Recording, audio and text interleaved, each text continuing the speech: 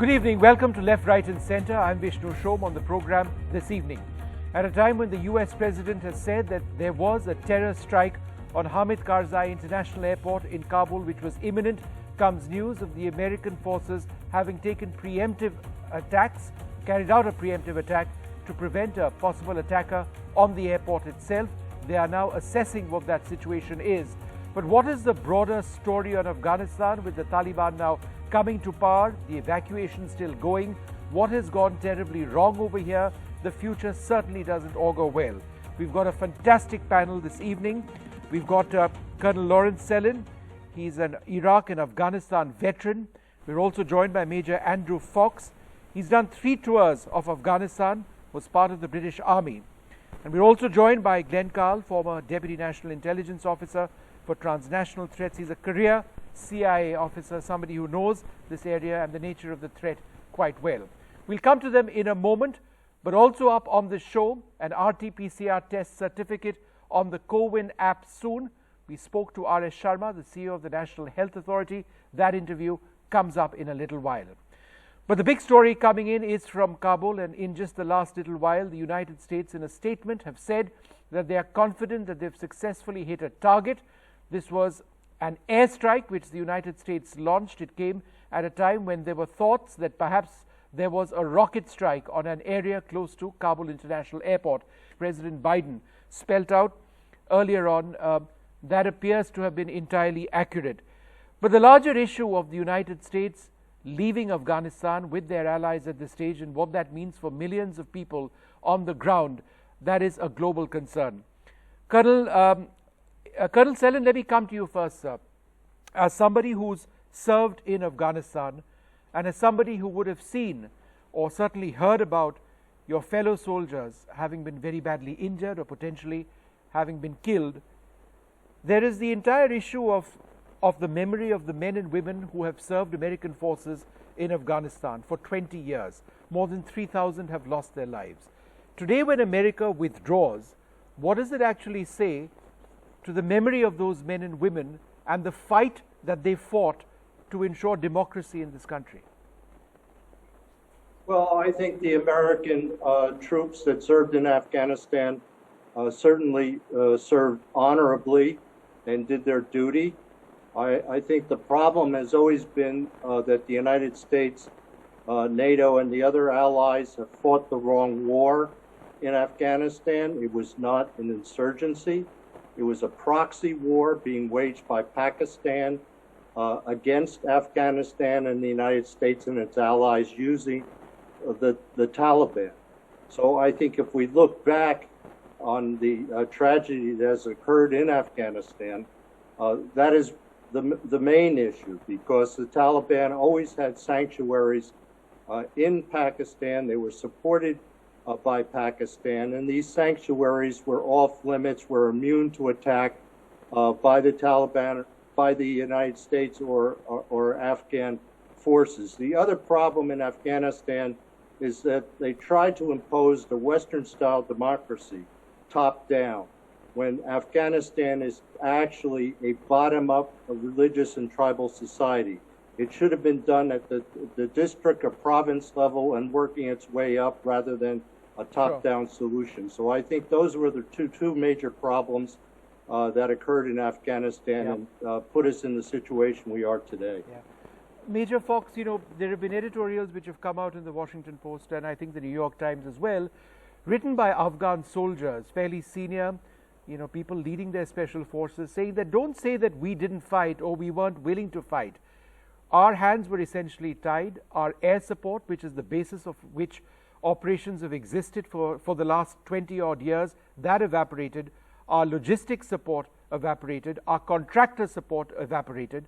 And therefore, in a situation like this, it was just a matter of time. So my question is this, Major Fox. Were the Afghan forces necessarily bad, or was this an issue of support being withdrawn? I think it's very much a case of support being withdrawn and the rug being pulled up from under their feet. I've worked with the Afghan forces. I did a tour training the ANA commandos, and they were excellent soldiers. They were brave. They never backed down, and they were happy to take the fight to the enemy when they had the chance to. So having seen those special operations units firsthand, I know they're very good. I mean, the standard of the Afghan National Army varied between province and between districts, but no army in the world can fight when they can't keep their vehicles going and they don't have the logistic resupply to get bullets and requirement of material to the front line. And the Afghan National Army was entirely reliant on NATO forces to do that. And rather than sort of gradually reducing support and increasing the Afghans' ability to do it themselves, what's happened is we've simply dropped them, left them to stand on their own 2 feet, and of course they fell over immediately. How could they not? They you know, for example, they woke up one morning when Bagram airfield was closed, and you know, they no longer had technicians to keep their helicopters flying. So you know, that would rip the heart out of any army in the world, Afghan or otherwise. Yeah. Glenn Carl, what would the thinking of the United States actually be in doing that? Stopping air support, you know, getting contractors out, getting maintenance personnel out, essentially preventing logistics support, ending that. What would the thinking of that be? I mean, how would the Afghan army fight, an army which has been dependent on American funding at so many levels and support? I think, well, the thinking wasn't at that level of concern, and I'm not dismissing that as a significant importance. But Biden has, for decades, been of the mind that the United States has been conceptually misdirected in what we are trying to do in Afghanistan, and more broadly. It's very important more broadly. We're all focused on Afghanistan, which is a tragedy and a huge issue and deserving of attention. But more broadly, that the U.S. conception of the, quote, war on terror has been erroneous, and that we have larger issues that we need to address.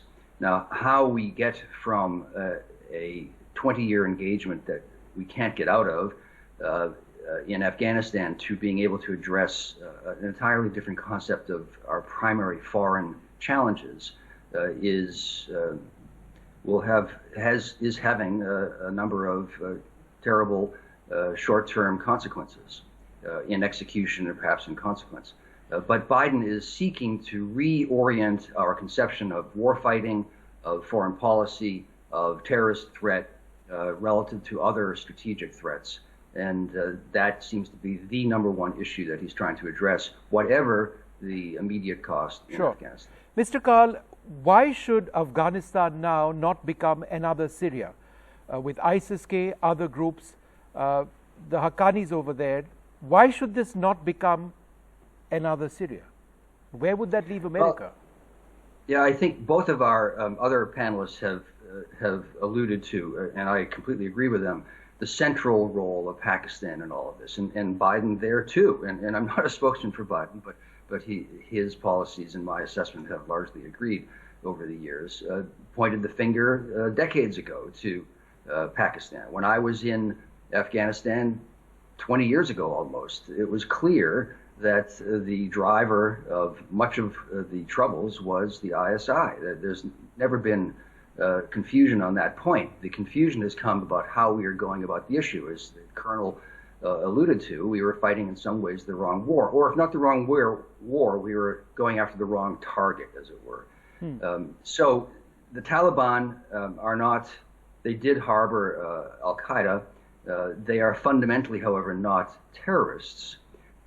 And they don't, at least in an international sense, which is a distinction often lost between jihadist groups that seek to blow someone up in London or Washington, as opposed to those who would kill Englishmen or Americans in Afghanistan. And the Taliban both are not that way, or have not been historically, and two, do show, and I'm no fan of the Taliban, substantially more sophistication today than they did 25 years ago when I first started. In fact, Colonel Selin, that brings me to my next question. I mean, does the international community now essentially have to prop up the Taliban?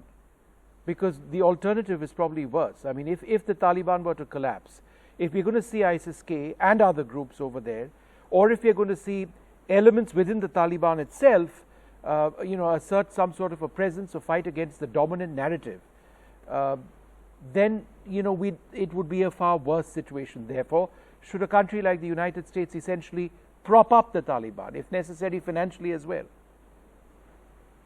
No, I don't think so. I think the epicenter of terrorism in South Asia is Pakistan. I think we're facing two dangers in the future because of the power vacuum left by the withdrawal of the United States, NATO, and the other allies.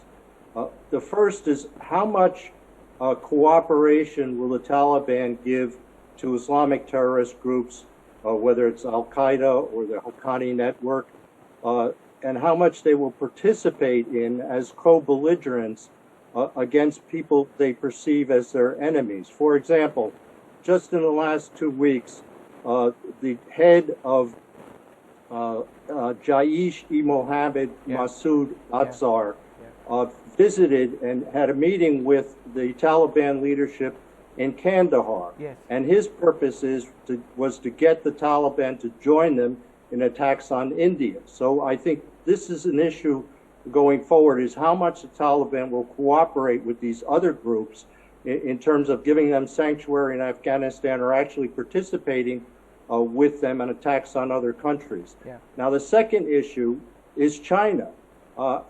China intends to fill the vacuum left by the United States, and it has always wanted to dominate South Asia economically and militarily. I fully expect China to recognize the Taliban government very quickly.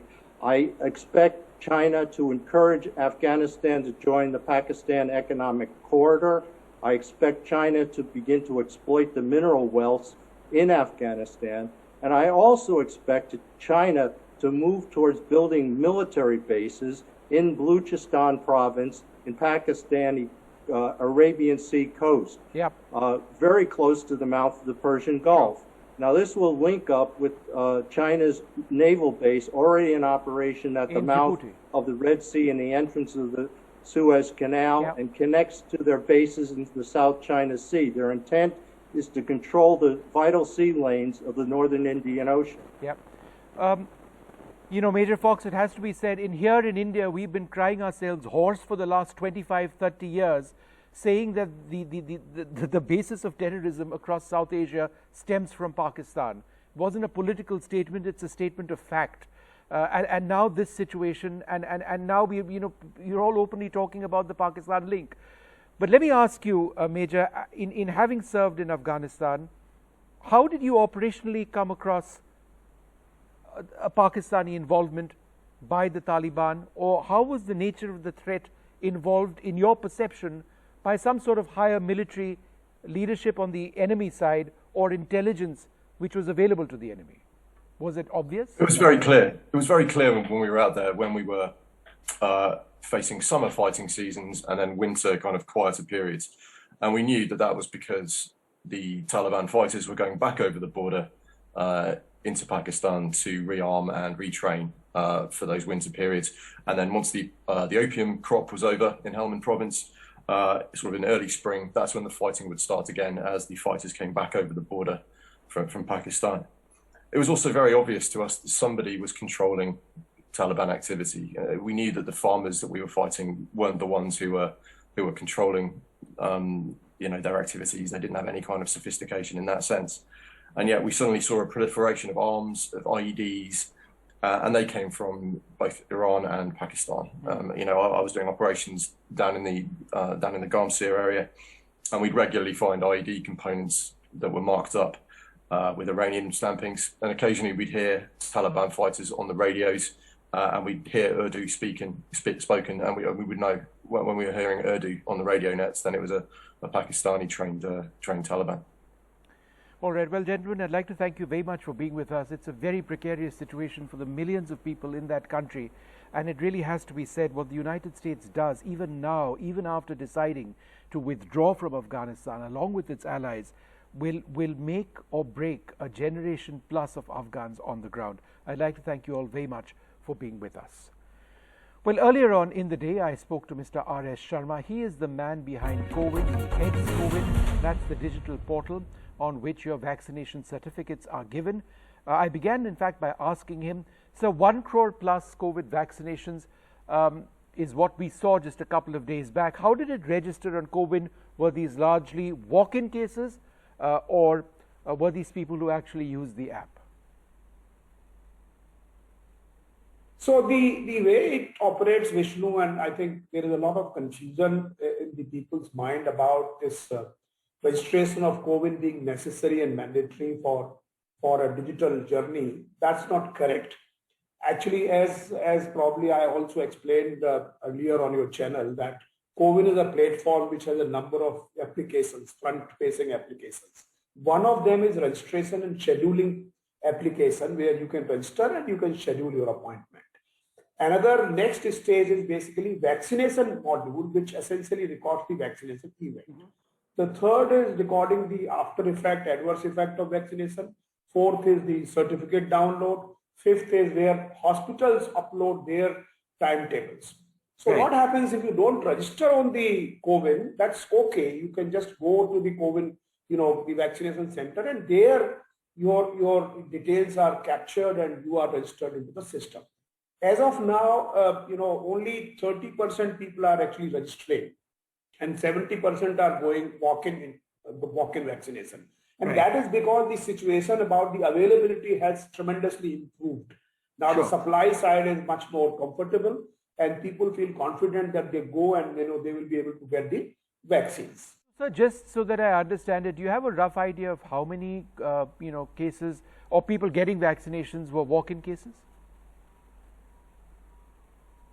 Well, I don't have the exact figures, but the ballpark figure is about 70% people are walk-in, and about 30% people are, through registration.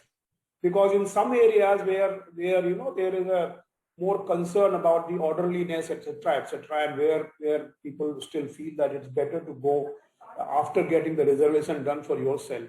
They are doing the prior registration. Otherwise, people are normally going there aware.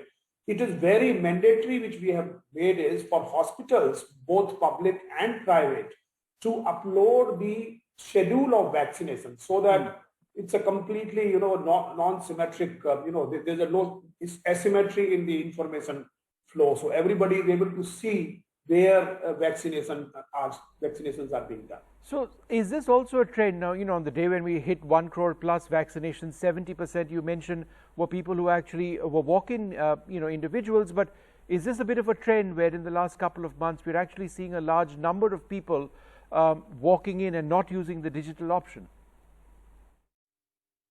No, absolutely. They are using as I said, the walk-in does not mean that this is not a digital thing. At the second stage, you are captured. So it's a digital journey from that point onwards. But yes, the more and more number of people are now coming without registration on COVID. And of course, even if they don't register, that does not mean that they cannot, get the certificate using their mobile phone or using Arogya Setu. Because basically, once they go and they get vaccinated using their mobile number, and that mobile number creates an account for them in the system, and thereafter they can download the certificate in case they want. So you were talking about CoWIN and the platform, and its potential and what it's achieving. But CoWIN is also a digital passport, is what we had hoped. It's not really worked out that way because it's not been accepted. Now, you've already linked passports with CoWIN. So, for example, if I were to travel abroad, I can link my passport number with my fully vaccinated status. But unfortunately, it's not accepted in many parts of the world. Why is that the case? That's a very good question, Vishnu, and let me explain it. There were initial attempt to have a multilateral agreement on this issue, that every country's, passport, every country's digital vaccination certificate will be accepted as a passport, digital travel passport. But somehow that did not work out. Then, of course, there was another effort by the International Civil Aviation Organization to basically, have such kind of for air travel. And that is a work in progress. That discussion is going on. Then there is an attempt now on a bilateral basis. You want to have I accept your country's passport and you accept mine. So those discussions are going on with our Ministry of External Affairs and those countries. Okay. What we have done, we actually satisfy our digital, certificate of vaccination from the very beginning. we have aligned it with the international standards.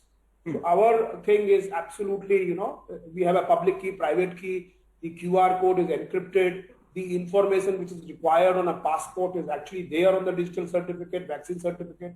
So we have created a packet of all the informations, and this packet is given to the Ministry of External Affairs. We are also participating. Ministry of Civil Aviation is also, sort of working with us. So we are wherever and whenever those agreements get finalized, we are very much consistent and aligned with the international standards of vaccine, passports. So would it be possible, and this is also another important issue, RT-PCR, because, when we travel abroad, you need to have an RT-PCR test in order to travel, and will RT-PCR or can RT-PCR be associated or linked with COVID? Because, that proves the authenticity of the RT-PCR test, which has been a problem in the case of Indian nationals traveling abroad. It's been reported outside that many people have been coming with RT-PCR certificates which aren't authentic. So if you had a digital verification on COVID, that would help. Absolutely. Wonderful question again, Vishnu. What we are doing is we are working with the DGICMR, and we already have developed a system like you can download the COVID certificate. Similarly, now you can download the RT-PCR certificate digitally signed, and actually we are through with that journey. Now what we are trying to do is basically a single entry point for any citizen, right, where he or she can download his or her COVID certificate, vaccination certificate, as also RT-PCR certificate. So that is also happening in a week's time or 10 days time. So I think we are now able to generate the digitally certified signed certificate both for RT-PCR and of course COVID was already there. Now we are integrating those at our front end. All right, sir. Great speaking to you. Thank you so very much, Mr. R.S. Sharma, for being with us. I'm afraid we're completely out of time. It's time now for us to take a short break. More coming up right here on NDTV 24/7.